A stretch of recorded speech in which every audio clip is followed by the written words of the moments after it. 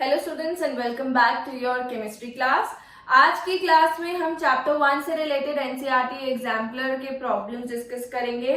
We will be doing some short answer type questions of the NCERT exemplar and the long answer type questions of the NCERT exemplar. So without any ado let's start. पहला question हमारे पास short answer type का ये कह रहा है, A sample of water under study was found to boil at 102 degrees Celsius at normal temperature and pressure. आपके पास water का एक सैंपल है, वाटर सैंपल जिसका बॉइलिंग पॉइंट आपके पास दे रखा है कितना, 102 डिग्री सेल्सियस। ठीक है, आपके पास वाटर के सैंपल का बॉइलिंग पॉइंट जो है दैट इज 102 डिग्री सेल्सियस और इसका आपसे पूछा गया है कि इज दिस वाटर प्योर, क्या ये आपके पास प्योर वाटर है, and will this water freeze at 0 degree Celsius. Comment, क्या इसका फ्रीजिंग पॉइंट आपके पास 0 डिग्री सेल्सियस होगा, क्या ये वाटर आपके पास प्योर है, ये चीजें आपसे पूछी गई हैं। तो बेसिकली क्या होता है, प्योर वाटर का बॉइलिंग पॉइंट जो होता है दैट इज 100 डिग्री सेल्सियस। ठीक है, प्योर वाटर का बॉइलिंग पॉइंट हमारे पास 100 डिग्री सेल्सियस होता है। जब हमने effects of impurities in boiling point देखा है, तो अगर आप कोई नॉन वॉलेटाइल इम्प्योरिटी डालते हैं तो वाटर का बॉइलिंग पॉइंट इंक्रीज हो जाता है। अब हम इसमें देख रहे हैं there is increase in the boiling point of water, यानी कि आपके पास ये जो वाटर प्योर है कि नहीं, ये वाटर हमारे पास प्योर नहीं है। और जब ये वाटर हमारे पास प्योर नहीं है तो इसका फ्रीजिंग पॉइंट भी 0 नहीं हो सकता, ये 0 से कम ही होगा, क्योंकि इम्प्योरिटी ऐड करने पे फ्रीजिंग पॉइंट हमारा क्या कर जाता है, डिक्रीज कर जाता है। ठीक है, hope you all understood. Question आपसे कह रहा था एक वाटर का सैंपल है जिसका बॉइलिंग पॉइंट 102 डिग्री सेल्सियस है, क्या ये प्योर वाटर है और क्या इस वाटर का फ्रीजिंग पॉइंट 0 डिग्री सेल्सियस होगा, यू हैव टू कमेंट। यानी कि इसके अंदर अगर आपके पास 102 डिग्री सेल्सियस बॉइलिंग पॉइंट है तो प्योर वाटर का बॉइलिंग पॉइंट होता है 100 डिग्री सेल्सियस, तो इम्प्योरिटी इज प्रेजेंट। इस वाटर में आपके पास इम्प्योरिटी प्रेजेंट है और इसका फ्रीजिंग पॉइंट भी आपके पास 0 डिग्री सेल्सियस नहीं होगा, freezing point will be less than 0 degree Celsius. तो फ्रीजिंग पॉइंट आपके पास 0 डिग्री सेल्सियस से क्या हो जाएगा, कम हो जाएगा। ठीक है, now coming on to the second question of the short answer type question. The question says a student heats a beaker containing ice and water. एक बच्चा है जिसके पास एक बीकर में आइस और वाटर है, उसने उस बीकर को हीट किया है। He measures the temperature of the content of beaker as a function of time. उसने धीरे धीरे क्या किया कि जो आपके पास टेम्परेचर है उसे टाइम के साथ साथ में मेजर किया कि मैं टाइम बढ़ा रहे हैं तो टेम्परेचर कितना बढ़ रहा है या घट रहा है। ठीक है, Which of the following would correctly represent the result? आपको 4 डायग्रामेटिकल ऑप्शंस दे रखे हैं, उसमें से बताना है कि कौन सा आपके पास करेक्ट है। यानी कि आपके पास आइस और वाटर का एक सिस्टम है, इसमें बच्चे ने क्या किया है, धीरे धीरे टाइम के साथ साथ में उसने टेम्परेचर बढ़ाया है। ठीक है, तो वो ये देखना चाहता है कि कौन सा ग्राफ हमारे पास करेक्ट है। एक है आपके पास 0 डिग्री सेल्सियस, एक है 100 डिग्री सेल्सियस, यहाँ सब में इसी तरीके से है, बस एक में आपके पास यहां से जाएगा 0 डिग्री सेल्सियस, 100 डिग्री सेल्सियस ऐसे आएगा, एक में आपके पास कुछ इस तरीके से आ रहा है ग्राफ, और एक में कुछ इस तरीके से ग्राफ आ रहा है। सब में यहाँ पे 0 डिग्री सेल्सियस है, यहाँ पे 100 डिग्री सेल्सियस होने वाला है, यहाँ पे 100 डिग्री सेल्सियस है, यहाँ 0 डिग्री सेल्सियस है, यहाँ टाइम है आपके पास सब में, और यहां हमारे पास क्या है, टेम्परेचर सब में। ठीक है, तो इन 4 चॉइसेस में से आपको एक करेक्ट चॉइस बतानी है कि कौन सा करेक्टली रिप्रेजेंट करेगा इस सिस्टम को। एक बार और मैं क्वेश्चन रिपीट कर देती हूँ। A student has a beaker containing ice and water. आपके पास बीकर के अंदर आइस भी है और आपके पास बीकर के अंदर क्या है, वाटर भी है। Now he measures the temperature of the content of beaker as a function of time, कि टाइम के साथ साथ वो टेम्परेचर में इंक्रीज देखना चाह रहे हैं। जैसे जैसे टाइम बढ़ रहा है टेम्परेचर में किस तरीके का इंक्रीज आएगा। ठीक है, तो which of the following would correctly represent, इनमें से कौन सा आपके पास करेक्ट चॉइस होगा। सी, अगर हमारे पास आइस और वाटर है तो धीरे धीरे टेम्परेचर बढ़ने के लिए क्या होगा, पहले आइस पूरा किस में कन्वर्ट कर जाएगी, वाटर के अंदर।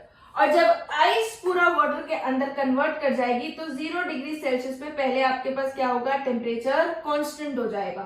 और फिर उसके बाद में जब दोनों का सेम टेम्परेचर हो जाएगा, सेम टेम्परेचर क्या हो जाएगा, मान लीजिए आइस का सेम नहीं भी होता, आइस पहले आपके पास वाटर में कन्वर्ट करेगी, फिर उसके बाद धीरे धीरे टेम्परेचर उसका रेस करेगा। तो आपके पास ऑप्शन कौन सा करेक्ट है, ये वाला। ठीक है, क्योंकि वाटर है तो 100 डिग्री सेल्सियस पे होगा नहीं, और वो इतनी धीरे धीरे धीरे एक कांस्टेंट यानी कि गैस फेज और वाटर फेज में एग्जिस्ट कर रहा है, ऐसे नहीं करेगा। 100 डिग्री सेल्सियस नहीं जाएगा दोनों का टेम्परेचर, तो लो नहीं जाएगा। यहाँ पे अगर हम देखें तो 0 डिग्री सेल्सियस से आपके पास आइस का टेम्परेचर बढ़ रहा है, वाटर का बढ़े ना बढ़े, हियर इट इज सेइंग कि बेसिकली टेम्परेचर इंक्रीज कर रहा है 0 डिग्री सेल्सियस से। आइस पहले तो 0 डिग्री सेल्सियस में किस में कन्वर्ट होगी, वाटर के अंदर, तो उसे थोड़ा लेटेंट हीट भी चाहिए होगा, और लेटेंट हीट हमें किस पे चाहिए रहता है, कांस्टेंट टेम्परेचर पे।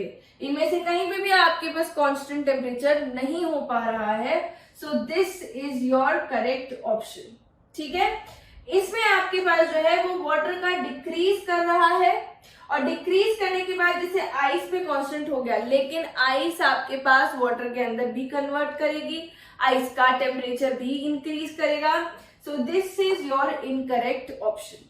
ठीक है, now coming to the another set of question, short answer type question में आपके पास नेक्स्ट क्वेश्चन है, that is your fill in the blanks.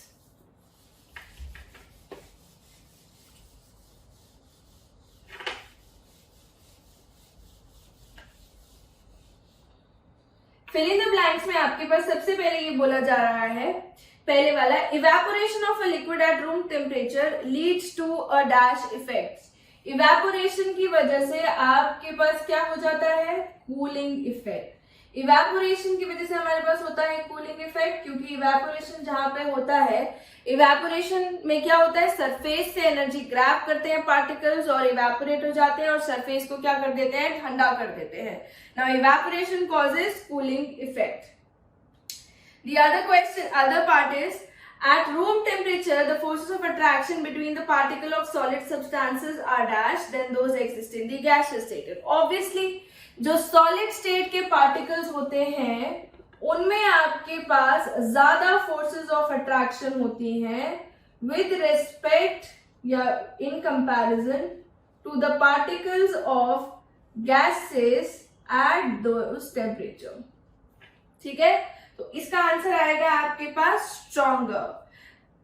Eight room temperature the forces of attraction between the particles of solid substance are stronger than those which exist in the gaseous state. Now the third part is saying the arrangement of particle is less ordered in the dash state. किस state में सबसे less ordered रहते हैं, gaseous state में। इसका answer stronger था वैसे। Gaseous state में आपके पास सबसे लेस ऑर्डर रहता है, पार्टिकल कहीं भी मिल जाता है, तो गैसियस स्टेट में आपके पास लेस ऑर्डर्ड अरेंजमेंट रहता है पार्टिकल्स का। D part is saying dash is the change of the gaseous state directly to solid state without going through the dash state. यानी कि जब डी पार्ट कह रहा है कि आपके पास उस प्रोसीजर को क्या कहते हैं, जब गैसेस डायरेक्टली कन्वर्ट हो जाती हैं सॉलिड से, तो वो किसको क्या कहलाते हैं, सब्लिमेशन, या फिर आप इसे डिपोजिशन भी कह सकते हैं। सब्लिमेशन और deposition, and it without undergoing, without going in liquid state. ठीक है. Now the next part is saying the phenomena of change of a liquid into gaseous state at any temperature below its boiling point is known as evaporation. जब आपके पास liquid gaseous state में convert जाए at any temperature below the boiling point से पहले. जब आप कभी भी बॉइलिंग पॉइंट की डेफिनेशन लिखते हैं, जैसे आपने टेस्ट वगैरह में किया है, आप कभी भी बॉइलिंग पॉइंट की डेफिनेशन लिखते हैं, please always mention it is happening at atmospheric pressure. Also जब आप इवेपोरेशन के बारे में लिखते हैं तो सिंपल इतना नहीं लिख दें कि लिक्विड कन्वर्ट हो रहा है गैसेस में, आपको ये भी लिखना जरूरी है at below the boiling point, क्योंकि बॉइलिंग पॉइंट और इवेपोरेशन दोनों के अंदर ही हमारे पास लिक्विड से गैसियस स्टेट में कन्वर्ट होता है, बट दोनों के अंदर ये डिफरेंस है. बॉइलिंग पॉइंट पे आपके पास एटमॉस्फेरिक प्रेशर पे जब पूरा आपके पास कन्वर्जन हो जाए लिक्विड का गैस में, और इवेपोरेशन होता है बॉइलिंग पॉइंट से पहले. बॉइलिंग पॉइंट से पहले जब आपके पास लिक्विड गैस में कन्वर्ट होता है. तो ये वाली चीजें आपको डेफिनेशन में जरूर ध्यान रखने की है कि कहां पे आपको क्या वर्ड्स यूज करने हैं, so that your answer can be more proper and आपको ज्यादा अच्छे प्रॉपर मार्क्स मिल पाए. ठीक है. नाउ हमारे पास नेक्स्ट क्वेश्चन है. आपके पास कुछ फिजिकल क्वांटिटीज गिवन है कॉलम ए और कॉलम बी में. It is like a match the following question.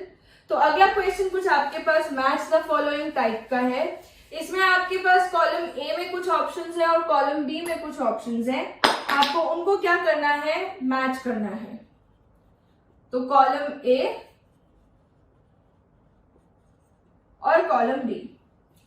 ए में आपके पास सबसे पहले है प्रेशर, फिर है temperature, then you have density, then you have mass और फिर वॉल्यूम. इनको इनकी यूनिट से मैच करना है.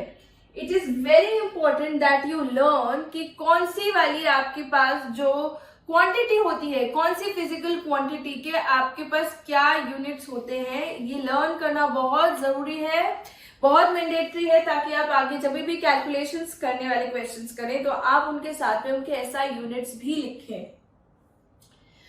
कॉलम बी में आपके पास सबसे पहले है cubic metre, then you have kilogram, then pascal,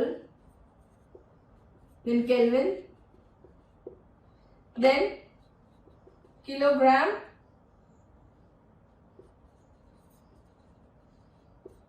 पर क्यूबिक मीटर. ठीक है. तो इसमें अगर हम देख रहे हैं, आपको मैच द फॉलोइंग करना है. प्रेशर हमारे पास क्या होता है, फोर्स अपॉन एरिया. ठीक है. टेम्परेचर होता है हमारे पास, ये तो बहुत सिंपल है. टेम्परेचर के हमने क्या पढ़ा है, डिग्री सेल्सियस, डिग्री फ़ारेनहाइट और केल्विन. ठीक है. डेंसिटी हमारे पास किस में होती है, density is mass by volume. ठीक. और मास हमारे पास किस में होता है, हमें पता है सबको, ये हम किस में मेजर करते हैं, किलोग्राम्स में. वॉल्यूम आपके पास किस में होगा, क्यूबिक मीटर में. प्रेशर यहाँ पे फोर्स अपॉन एरिया है, लेकिन प्रेशर हमारे पास बहुत सारी यूनिट्स होती है प्रेशर की. mmHg आप लिखना चाहे साइड बाय साइड लिख सकते हैं. टॉर होता है हमारे पास, पास्कल होता है, atm होता है. ठीक है. तो we are going to do pascal.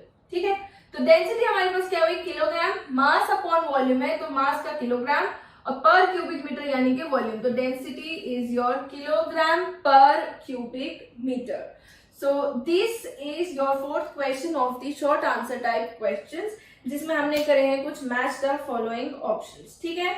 अगले वाला क्वेश्चन भी आपके पास इसी तरीके से मैच द फॉलोइंग का है. तो इट इज वेरी इजी. इसमें आपको डिग्री सेल्सियस, सेंटीमीटर, ग्राम पर सेंटीमीटर क्यूब, बार और मिलीग्राम दे रखे हैं. इसमें जो डिफरेंट आ रही है वो है बार, और बार भी हमारे पास यूनिट होती है एक प्रेशर की. ठीक है. तो प्रेशर की हमारे पास बहुत सारी यूनिट्स होती हैं, bar, mmHg, torr, pascal, atm. ठीक है. तो we have many units for this. Next जो हमारे पास क्वेश्चन दे रखा है, that is osmosis is a special kind of diffusion. क्या ऑस्मोसिस आपके पास एक स्पेशल काइंड का डिफ्यूजन होता है, इस पे आपको कमेंट करना है. ये स्टेटमेंट है वैसे, तो दिस इज करेक्ट कि आपके पास ऑस्मोसिस एक स्पेशल काइंड का डिफ्यूजन होता है. एंड हाउ, इस पे आपको कमेंट करना है। ऑस्मोसिस बेसिकली होता है आपके पास तब जैसे आपके पास दो सॉल्यूशंस हो जिनके बीच में एक सेमी परमिएबल मेम्ब्रेन हो। सेमी परमिएबल मेम्ब्रेन्स वो मेम्ब्रेन्स होती हैं जो कि कुछ चीजों को अलाउ करती हैं और कुछ चीजों को अलाउ नहीं करती हैं। सेल वगैरह में आपने कभी सुना हो तो हमारे पास सेल के आसपास में मेम्ब्रेन्स होती हैं। सम मेम्ब्रेन्स आर नॉन परमिएबल जो कि बिल्कुल किसी चीज को आने जाने नहीं देती। सम मेम्ब्रेन्स आर सेमी परमिएबल जो कि कुछ सब्सटेंसेस को आने देती हैं, कुछ सब्सटेंसेस को जाने देती हैं। तो जब हमारे पास दो टाइप की सॉल्यूशंस हैं and they are divided by a semi permeable membrane, इसमें हमारे पास एक हाई कंसंट्रेशन का सॉल्यूशन है और एक आपके पास लो कंसंट्रेशन का सॉल्यूशन है। ठीक है, हाई कंसंट्रेशन का मतलब ये है अगर मेरे पास एक सॉलिड चीज है, हाई कंसंट्रेशन सॉल्यूशन लिख देती हूं मैं, यहाँ पे भी सॉल्यूशन। ठीक है, तो अगर आपके पास मान लीजिए हाई कंसंट्रेशन की चीज होती है, इसका मतलब कोई भी सब्सटेंस एक्स उसके अंदर पड़ा हुआ है और आपके पास है वाटर, तो एक्स का अमाउंट बहुत ज्यादा है। जैसे हम कहते हैं कॉन्सेंट्रेटेड चीज, इसका मतलब होता है आप बहुत ज्यादा अमाउंट में कोई चीज ले रहे हैं। सपोज मेरे पास मान लीजिए जैसे आपने गर्मियों में पीते होंगे रसना वगैरह, आप वो बना रहे हैं। मेरे पास 2 ग्लासेस हैं, तो रसना बनाने के लिए हम क्या करते हैं, पहले एक रसना का कॉन्सेंट्रेट बनाते हैं, उसके अंदर हम वाटर ऐड करते हैं। ठीक है, सपोज आप उस कॉन्सेंट्रेट को इतना डाल रहे हैं ग्लास में और पानी डाल रहे हैं इतना सा, तो इसका मतलब क्या है, ये हमारे पास एक बहुत कॉन्सेंट्रेटेड सोल्यूशन बनने वाला है रसना का और पानी का। वो ऑलरेडी इस तरफ क्या है, कॉन्सेंट्रेट, यानी कि उसके अंदर आपके पास पाउडर का अमाउंट बहुत ज्यादा है। और एक में रसना डाइल्यूट करी कुछ इस तरीके से कि मैंने रसना लिया इतना और इतना मैंने ले लिया पानी, तो ये मेरे पास क्या है, डाइल्यूटेड सोल्यूशन। इसके अंदर पानी ज्यादा और इसके अंदर पानी कम है, इसके अंदर पाउडर ज्यादा, इसके अंदर पाउडर कम है। ठीक है, इसी तरीके से कि अगर मेरे पास कोई 2 सॉल्यूशंस हैं जिसमें एक का कंसंट्रेशन हाई है, इसका मतलब इसके अंदर सॉलिड पार्टिकल्स आर मोर, या सल्यूट के पार्टिकल्स हम कह देंगे ज्यादा हैं। लो कंसंट्रेशन वाले में सल्यूट के पार्टिकल कम होते हैं और वाटर के पार्टिकल ज्यादा होते हैं। जनरली वाटर की बात करेंगे हम, कोई और लिक्विड भी हो सकता है। तो ऑस्मोसिस में क्या होगा, तो ऑस्मोसिस में हमारे पास क्या होता है, you have movement of water particles from low concentration solution to high concentration solution। Diffusion के अंदर आपके पास मूवमेंट होता है पार्टिकल्स का फ्रॉम हाई कॉन्सेंट्रेटेड सोल्यूशन या medium to low concentrated medium, ताकि दोनों की कंसेंट्रेशन क्या बन जाए, इक्वल बन जाए। तो पार्टिकल यहाँ भी ज्यादा है, वहां भी ज्यादा है, यहाँ भी कम और वहां भी कम। यहाँ पे क्या हो रहा है, आपके पास वाटर का मूवमेंट होता है और वाटर का मूवमेंट होता है लो कंसंट्रेशन से, क्योंकि लो कंसंट्रेशन में ऑलरेडी वाटर के पार्टिकल्स क्या है, ज्यादा है। तो लो कंसंट्रेशन से आपके पास मूवमेंट होता है हाई कंसंट्रेशन की तरफ। ठीक है, सो this is your osmosis process and because of that movement via a semi permeable membrane, this procedure is also a type of special diffusion. ठीक है, तो osmosis is a special kind of diffusion. Osmosis हमारे पास special kind of diffusion होता है। Now in another question आपको given है classify the following into osmosis या फिर डिफ्यूजन। आपको कुछ एग्जाम्पल्स गिवन है, कुछ कंडीशंस गिवन है, इसमें आपको बताना है कौन सी ऑस्मोसिस है और कौन सी आपके पास डिफ्यूजन है। First is swelling up of a raisin on keeping in water. जो आपके पास रेजन है, मान लीजिए आपने किशमिश को पानी के अंदर रखा है और वो फूल जाती है, जो वो फूल जाती है उसको हम ऑस्मोसिस कहेंगे या diffusion. That procedure is your osmosis, क्योंकि उसमें क्या हुआ है, वाटर के पार्टिकल्स जो कि कंटेनर से बाहर थे, ये आपके पास एक कंटेनर सपोज और इसमें एक किशमिश रखी हुई है, यहाँ पानी और पानी है। ठीक है, धीरे धीरे क्या हुआ, इसका साइज थोड़ा सा बड़ा हो गया, ये आपके पास किशमिश फूल गई। तो क्या हुआ, इसके अंदर पानी का मूवमेंट हो गया। यहाँ पे कंसेंट्रेशन ऑब्वियसली किशमिश के अंदर ज्यादा होगी और पानी के अंदर कम होगी। तो लो कंसेंट्रेशन से हाई कंसेंट्रेशन की तरफ किसका मूवमेंट हुआ, वाटर पार्टिकल्स का, and they are crossing the layer of the raisin. That is why this is an example of osmosis. ठीक है, now coming to B part, spreading of virus on sneezing. Virus जो फैल जाता है sneeze करने पे, वैसे भी आजकल तो ये चीज बहुत ज्यादा इंपॉर्टेंट हो रखी है, जब भी कोई स्नीज करता है वो पार्टिकल जो वायरस है आपके पास उन पार्टिकल्स में वो फैल जाते हैं। Now this is your diffusion, क्योंकि इसमें डिफ्यूज हो गए हैं particles in the environment. Now this is simple diffusion, कोई परमिएबल मेम्ब्रेन क्रॉस नहीं करनी पड़ी है, कोई हाई कंसेंट्रेशन लो कंसेंट्रेशन नहीं है। बस हाई कंसेंट्रेशन मतलब ऐसे कि आपने हाथ छींका है, वहां हाई कंसेंट्रेशन है, और वो लो कंसेंट्रेशन जहां पे वायरस नहीं था वहां पे चला गया। सो this is diffusion. Now third is earthworm dying on coming in contact with common salt। आपने देखा होगा जैसे सर्दियों बारिशों में जैसे जोक वगैरह आ जाती है, लीचेस वगैरह आ जाती है, अगर हम उनके ऊपर थोड़ा सा भी सॉल्ट डाल देते हैं तो वो श्रिंक कर जाती है। वो श्रिंक इसलिए कर जाती है क्योंकि जो भी उनके अंदर का वाटर है वो बाहर की तरफ मोर कॉन्सेंट्रेटेड पार्ट की तरफ निकल आ जाता है और आपके पास जो भी वर्म है वो श्रिंक कर जाता है। This is also osmosis. तो जो हमारे पास श्रिंकिंग ऑफ दी वर्म्स होती है on coming in contact with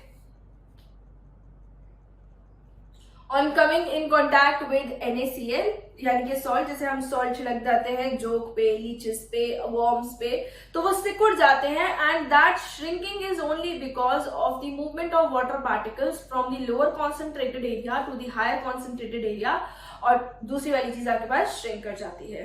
ठीक है, next question is shrinking of grapes kept in thick sugar syrup. आपके पास जो ग्रेप्स हैं अगर हम उन्हें बहुत ही थिक यानी कि बहुत ही कॉन्सेंट्रेटेड, अगर हम बहुत कॉन्सेंट्रेटेड सिरप के अंदर अगर ग्रेप्स को डाल देते हैं, अब ग्रेप्स के अंदर कंसेंट्रेशन क्या है, कम है, सिरप के अंदर कंसेंट्रेशन क्या है, ज्यादा है, तो वहां से वाटर का मूवमेंट ज्यादा की तरफ हो गया तो और आपके पास ग्रेप क्या हो गया, श्रिंक हो गया। सो this is again osmosis. I hope now you understand the difference between osmosis and diffusion more properly. Next is your preserving pickles in salt। हम नमक के अंदर जो पिकल्स हैं उनको इसी के लिए रखते हैं ताकि उनका सारा का सारा वाटर ड्रेन आउट हो जाए और वो गले नहीं और वो खराब नहीं हो। तो हम अगर नमक लगा करके रखते हैं तो हम पहले ही उन चीजों का पानी निकाल के रखना चाहते हैं, और पानी निकाल के रखेंगे तो वो ज्यादा बेटर टाइम तक रह पाएंगे। सो this is also an example of osmosis। Now आपके पास है next part, spreading of smell of cake being baked through out of the house। बाहर तक केक की खुशबू का जाना, that is simple diffusion। Fragrance वाला केस हम पढ़ चुके हैं। G is your aquatic animals using oxygen dissolved in water during respiration। Now this is also diffusion, क्योंकि इसमें आपके पास ऑक्सीजन का मूवमेंट हो रहा है, जो ऑक्सीजन है दैट इज अ सॉल्यूट, और अगर वो आपके पास पानी से कहीं जा रही है तो दैट इज डिफ्यूजन, क्योंकि अगर ये ऑस्मोसिस होता तो वाटर का मूवमेंट होता। तो दिस इज ऑल्सो डिफ्यूजन। ठीक है, सो this is your another question from the NCERT exemplar short answer type questions। Now let's move on to the long answer type questions। अब हम करते हैं long answer type questions। long answer type question में सबसे पहला question आपसे ये कह रहा है, let's just rub this।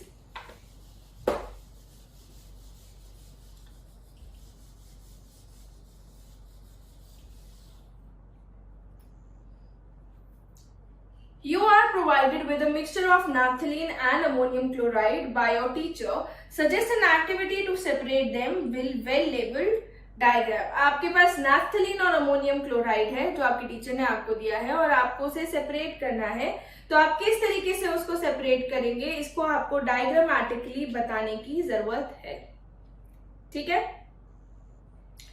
तो बेसिकली क्या करेंगे हम, नैफ्थलीन और अमोनियम क्लोराइड दोनों ही हमारे पास सब्लिमेबल सब्सटेंस होते हैं, तो हम सब्लिमेशन वाला मेथड इस पे नहीं लगाएंगे। और सेपरेशन की चीजें आपके पास चैप्टर 2 में आएंगी वैसे भी, कि हम कैसे इनको अलग कर सकते हैं।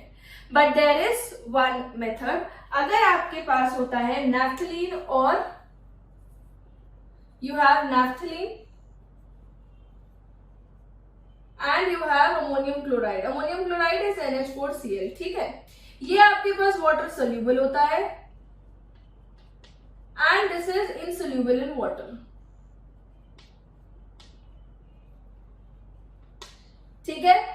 तो naphthalene it is insoluble in water and ammonium chloride soluble in water है। तो आप क्या करेंगे, इसके मिक्सचर को पानी के अंदर डिसॉल्व कर देंगे। जब हम पानी के अंदर डिसॉल्व करेंगे तो आपके पास सोल्यूशन बन जाएगा एक, जिसके अंदर आपके पास NH4Cl होगा और H2O होगा यानी कि वाटर, और एक सॉलिड सी चीज रह जाएगी जो कि आपके पास क्या होगी, नैप्थलीन। तो इसे हम क्या कर देंगे, फिर फिल्टर कर देंगे आप। तो फिल्टर पेपर पे हमारे पास क्या रह जाएगा, नैप्थलीन, और जो आपके पास फिल्ट्रेट आ गया, जो लिक्विड पार्ट आ गया, उसके अंदर क्या होगा, अमोनियम क्लोराइड। ठीक है, अमोनियम क्लोराइड को आप फर्दर कैसे सेपरेट कर सकते हैं, आप सिंपल इवेपोरेशन कर दीजिए, पानी उड़ जाएगा आपके पास। ये क्योंकि एक तरीके का सॉल्ट होता है, ये रह जाएगा। सॉल्ट सारे वही नहीं होते जो हम घर में खाते हैं। सॉल्ट हमारे पास बहुत सारे ऐसे तरीके के पार्टिकल्स होते हैं जिसमें आपके पास अलग अलग कटायंस, आयंस, चार्जेस वगैरह प्रेजेंट होते हैं। तो सॉल्ट इज नॉट जस्ट कि जो हम सॉल्ट खाते हैं, सॉल्ट बहुत सारी चीजें होती है, it is one type of salt. ठीक है, नेक्स्ट क्वेश्चन आपसे कह रहा है, in a hot summer day, Priyanshi and Ali are wearing cotton and nylon clothes respectively. Who do you think would be more comfortable and why? एक प्रियांशी है और एक अली है। प्रियांशी ने कॉटन के कपड़े पहने हैं, अली ने आपके पास नायलॉन के कपड़े पहने हैं। तो किसको ज्यादा कंफर्टेबल फील होगा समर टाइम्स में? प्रियांशी को। क्यों फील होगा? क्योंकि कॉटन में आपके पास इवेपोरेशन हो पाएगा और आपके पास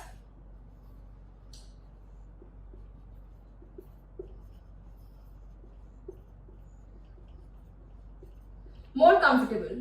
ठीक है, नायलॉन में इवेपोरेशन नहीं हो पाएगा। इवेपोरेशन होने की वजह से, क्योंकि कूलिंग इफेक्ट होता है, दैट इज वाई जिसने कॉटन का कपड़ा पहना है उसको ज्यादा कंफर्टेबल फील होगा on a hot summer day. ठीक है, next question, you want to wear a shirt to your party but the problem is that it is still wet. What steps would you take to dry it faster? अगर आप किसी एक shirt को party में पहन के जाना चाहते हैं और वो शर्ट आपके पास गीली है, तो उसे जल्दी से सुखाने के लिए हम क्या करेंगे? मोर फास्टर इवेपोरेशन जो चीजें कर पाए, क्या करेंगे? आप उससे हवा के नीचे रख देंगे, आप उसे ज्यादा सनलाइट में रख देंगे। ठीक है, तो टेम्परेचर बढ़ा देंगे हम और हम उसे फैला करके रख देंगे, नॉट जो सिकुड़ा हुआ, फैला करके रख देंगे, तो उसका सरफेस एरिया भी इंक्रीज हो जाएगा। तो these are the steps you can take so that the shirt can be wet as fast as it can. Next question आपसे कह रहा है, comment on the following statements. इन स्टेटमेंट्स पे आप कमेंट करिए। इवेपोरेशन प्रोड्यूसेस कूलिंग बिकॉज जो भी पार्टिकल्स जा रहे हैं वो क्या कर रहे हैं, ये कमेंट है मेरा, कि जो पार्टिकल्स जा रहे हैं वो आपके पास सरफेस से एनर्जी गेन करके वेपराइज हो रहे हैं, सो that is why the surface will have less energy. Second, rate of evaporation of an aqueous solution decrease with increase in humidity. Aqueous solution का मतलब होता है प्रेजेंस ऑफ वाटर, वाटर के अंदर बनाए सोल्यूशन। ह्यूमिडिटी इंक्रीज हो जाएगी यानी कि water content of the atmosphere will increase, तो इवेपोरेशन हमारे पास वैसे ही क्या हो जाएगा, डिक्रीज, क्योंकि इक्विलिब्रियम मेंटेन करने के लिए पानी कम इवेपोरेट कर पाएगा ह्यूमिडिटी जहां पे ज्यादा है। ठीक है, थर्ड पार्ट इज स्पॉन्ज दो compressible is a solid. Solid इसलिए है स्पॉन्ज क्योंकि स्पॉन्ज के अंदर स्मॉल स्मॉल होल्स होते हैं जिनके अंदर एयर होती है। जब हम उसे कंप्रेस करते हैं तो उसकी सारी एयर निकल जाती है और सिर्फ हमारे पास क्या बचते हैं, सॉलिड पार्टिकल्स, जिन्हें हम फर्दर कंप्रेस नहीं कर सकते। तो sponge is a solid, it is only compressible because of the spaces or holes in the sponge and उसके अंदर आपके पास air trapped होती है। The last question is, why does the temperature of a substance remain constant during the melting or boiling point? Hope you all know the answer. Melting point और boiling point पे आपके पास temperature constant क्यों रहता है? Melting point और boiling point पे temperature इसलिए constant रहता है क्योंकि वहां पे आपके पास आती है latent heat. That heat is required to break the bonds. That heat is required to convert from one state to another state. Substance को एक स्टेट से दूसरी स्टेट में ले जाने के लिए एट मेल्टिंग पॉइंट या बॉइलिंग पॉइंट आपके पास कुछ एनर्जी लगती है and that energy is only to break the bonds, कि जो आपके पास फोर्सेस है या तो उन्हें वीक करने के लिए या फिर उन्हें बनाने के लिए आपके पास वो एनर्जी लगती है। So that is why that latent heat आपके पास टेम्परेचर क्या रहता है, कांस्टेंट। सो होपफुली आपने आज की क्लास में एनसीईआरटी एग्जाम्पलर के क्वेश्चंस अच्छे से समझे होंगे। और क्योंकि एनसीईआरटी एग्जाम्पलर बहुत इंपॉर्टेंट रहती है सीबीएसई पॉइंट ऑफ व्यू से, subjective question point of view से, it is very much important कि आप इसके सारे क्वेश्चंस को अटेम्प्ट करें, अच्छे से करें, और ये आपको एक डे टू डे लाइफ का भी बहुत अच्छा एग्जाम्पल प्रेजेंट करती है। मोस्टली क्वेश्चंस जो आप एनसीईआरटी एग्जाम्पलर में देखेंगे वो आपके पास बहुत प्रैक्टिकल बेस्ड क्वेश्चन होंगे rather than just writing the theories, and these are very important for your practical knowledge कि चीजें कैसे वर्क करती हैं। As you must have understood, I have used many day-to-day life examples so that you can consider these things on more basic level. ठीक है, तो NCERT exemplars आप जरूर सॉल्व किया करें हर एक चैप्टर के साथ में, and try to do the remaining questions of NCERT exemplar as well. आपको जहां पे भी दिक्कत आती है, we are here to help you, so you can ask your questions to your respective faculties. Okay, thank you.